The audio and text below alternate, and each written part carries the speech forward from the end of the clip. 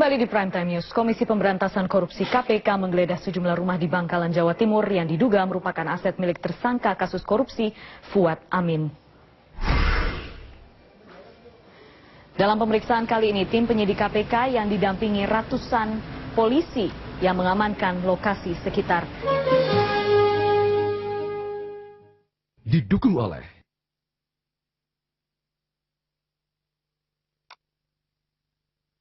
loyalis Fuad Amin. Namun pada saat penggeledahan berlangsung, para loyalis yang berjaga sejak kemarin tidak terlihat lagi. Hingga kini tim penyidik KPK masih menggeledah rumah milik Fuad Amin.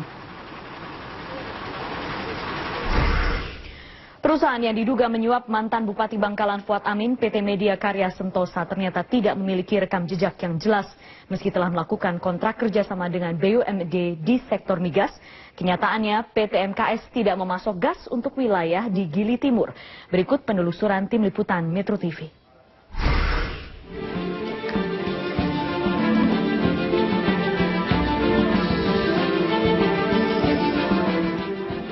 Penangkapan Ketua DPRD Bangkalan Madura Fuad Amin Imron dalam kasus dugaan suap jual beli gas alam di Bangkalan merupakan bukti makin bobroknya tata kelola migas di Indonesia. Berdasarkan penelusuran tim liputan Metro TV, pihak penyuap Fuad yakni PT Media Karya Sentosa ternyata berada di kawasan Jalan Jenderal Sudirman, Jakarta dan telah disegel KPK pada 3 Desember kemarin. Fotonya semenjak hari pertama ke sini, terus kemarin itu terkait terus sorenya datang ke sini. Meski kantor dari PT Media Karya Sentosa telah disegel oleh KPK dan juga kepolisian, kami akan tetap menelusuri seperti apa profil dari perusahaan ini via jejaring internet. Dari situs website yang kami lacak, profil PT Media Karya Sentosa tidak jelas.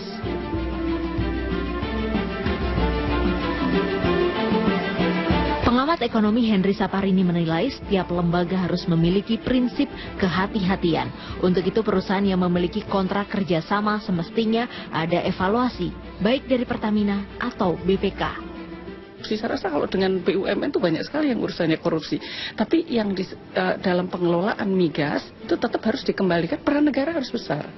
Ya, saya khawatir karena banyak sekali di masa lalu ya, kemudian dengan alasan pengelolaan yang tidak baik di BUMN, di anak perusahaan BUMN dan kemudian didorong-dorong untuk segera diprivatisasikan.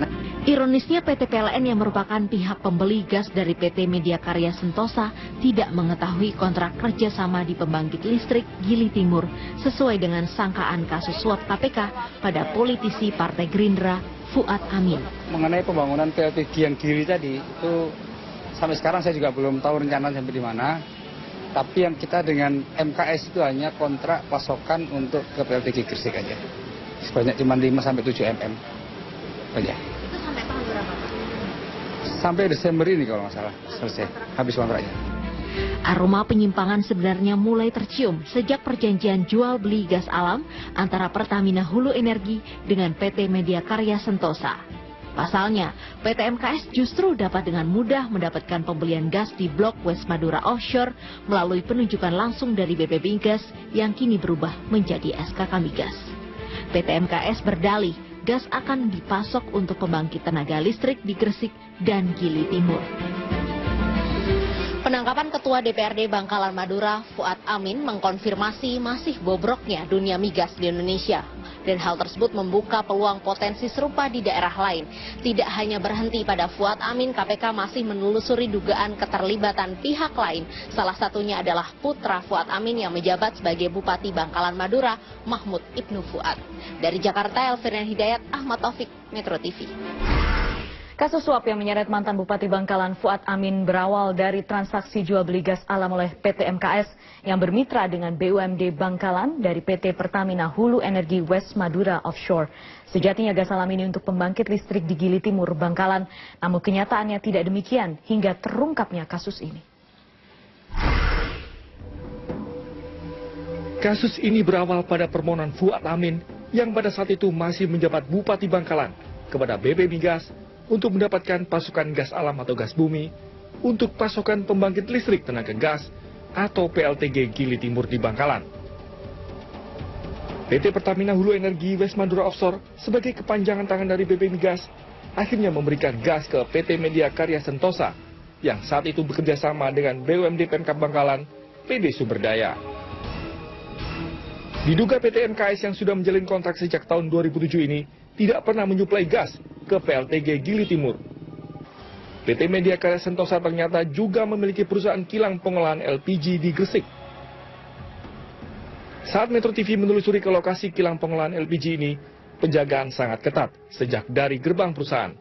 Semua kendaraan diperiksa oleh petugas security. Saat mencoba meminta wawancara dengan pihak PT MKS, pihak security menyatakan seluruh pimpinan perusahaan tidak berada di kantor. Namun menurut Koordinator Keamanan PT MKS, kegiatan operasional kilang LPG ini hingga kini masih tetap berjalan normal. Meski direkturnya sedang diperiksa dan ditetapkan sebagai tersangka oleh KPK. Kenapa nggak boleh? Aku tanya aja sama kamu. Iya, nah makanya kenapa nggak boleh? Kan kadang-kadang kan tekan nggak boleh. Terus? Nah, dari itu saya tanya, ada diliput kayak gini tuh, tambah surat, tambah izin, nggak masalah. Jadi ini tetap normal Pak ya, aktivitas Pak ya? Ya, Mas. Publik kini bertanya-tanya, siapa sebenarnya PT Media Karya Sentosa? PT MKS memiliki kantor di Energy Building di Jakarta. Penelusuran melalui media online dengan kata kunci PT Media Karya Sentosa akan muncul alamat situs mediaenergy.com dan tanpa ada penjelasan detail tentang perusahaan ini. Dan kenapa Pertamina bisa menjalin kerjasama dengan perusahaan yang tidak jelas rekam jejaknya? Siapa yang paling bertanggung jawab? Tim Liputan, Metro TV.